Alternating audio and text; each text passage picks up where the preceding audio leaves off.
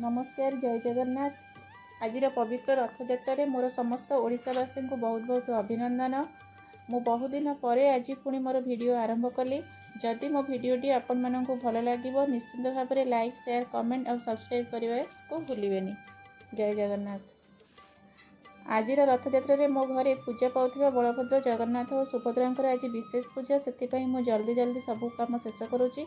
आपण मैंने मो सहित आग को वीडियो रे देखंतु मु कौन कौन करुँची।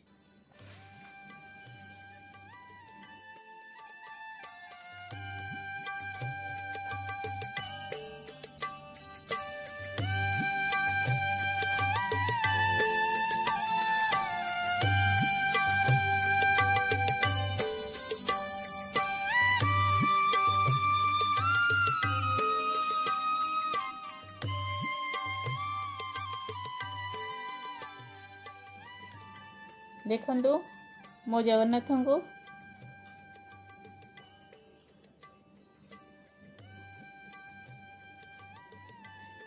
ठाकुर सबू रेडी हो गलानी।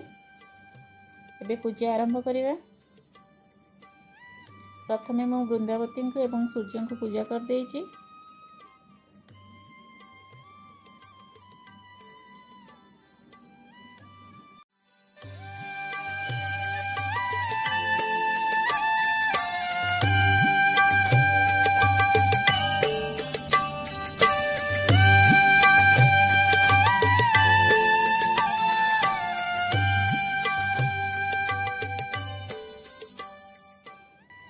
एबे ठाकुर गाधेवा सुबासित जल सब रेडी हो गलानी।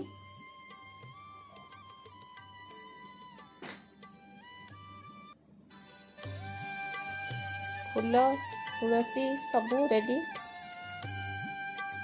एबे देखंतु ठाकुर नुआ वस्त्र भी आसीची।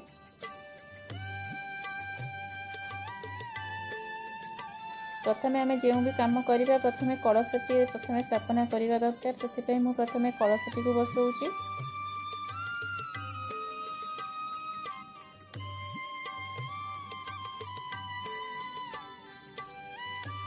जदि भी कौटी भूल थी आपण मैंने देखुवे कमेंट रे निश्चिंत लिखिए।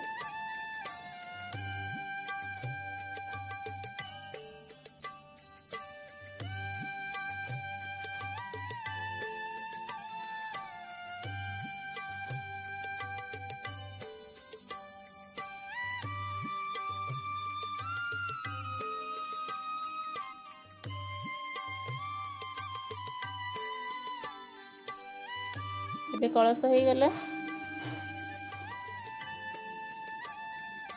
एबे कलश बसीगला। चंदन सिंदूर फूल गुआ सबू दिया है। कलश को सुसज्जित भाव में बसागला।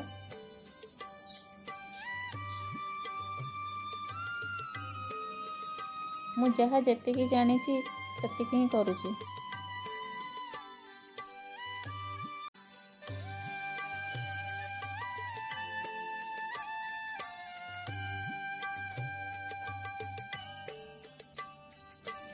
एबे आमे ठाकुर को गाधेई देबा।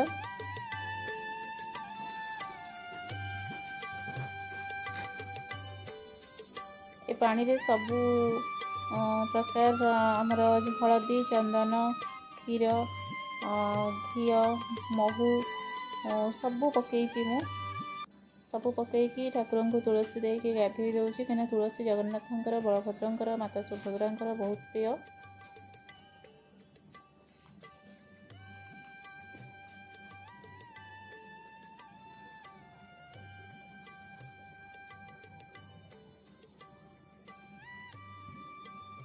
ठाकुर को पूजा करिवार अनुभूति तो माने संपूर्ण अलग माने भावना गोटे आसे। ठाकुर को पूजा कला बेले मन भीतर गोटे भावना अलग आसे। आ भगवान भी सब जिनस निजे से सबू निजे जोगाड़ कर माने करके रखि था। आमे खाली निमित्त मात्र। आम मान किसी करने पड़ेनि। सबू से हिसाब रे ही से सब कौन करा कौन नहीं से सब पहुँचे दिखती आनी पाखे।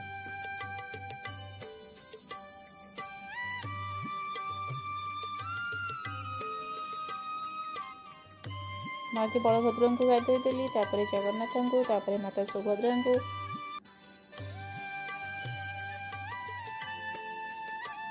ଏବେ ସମସ୍ତଙ୍କୁ ଗାଧେଇ ଦେଉଛି।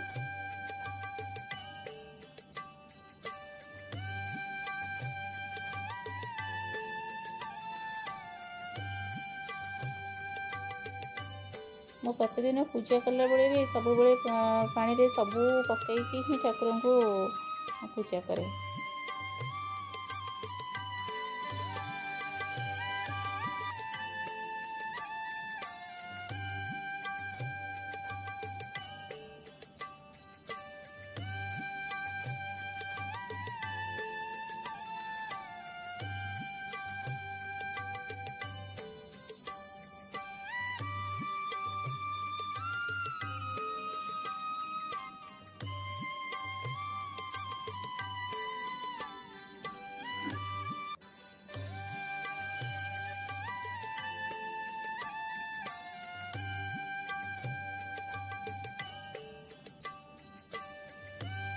ଏବେ ଠାକୁର ଗାଧେଇ ସାରିଲେ।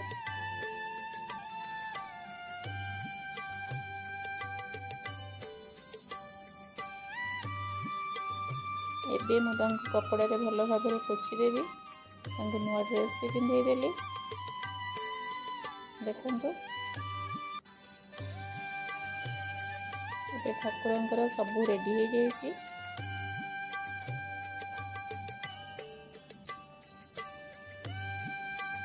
ଆଜି ମୋର ହଠାତ୍ କାହିଁ ଇଚ୍ଛା ହେଲା ଚୁଡ଼ା ଘଷା ଭୋଗ କରିବା ପାଇଁ।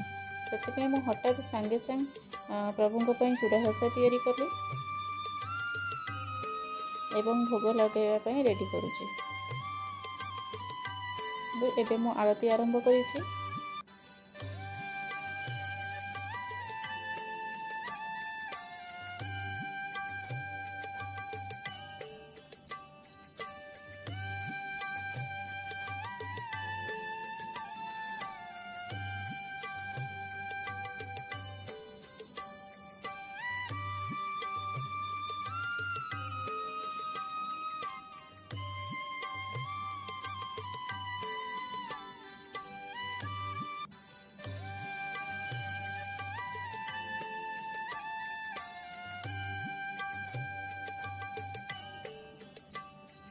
ଏବେ ମୁଁ ଦୀପ ଧୂପ ସବୁ ଦେଇ ପ୍ରଭୁଙ୍କର ଆଳତି କରୁଛି।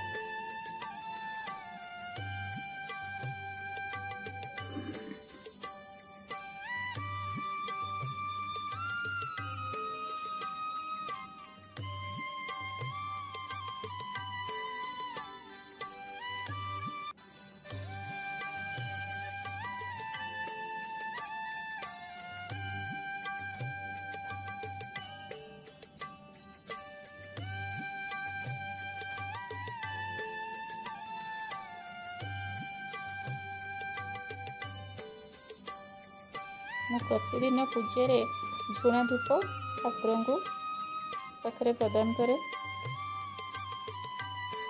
ଏବେ ପ୍ରଥମେ ଆଳତି କଲା ପରେ ଠାକୁରଙ୍କର ବନ୍ଦନା ବୋଲିଲା ପରେ ତାପରେ ମୁଁ ଯାଇ ଭୋଗ ଲଗେଇବି।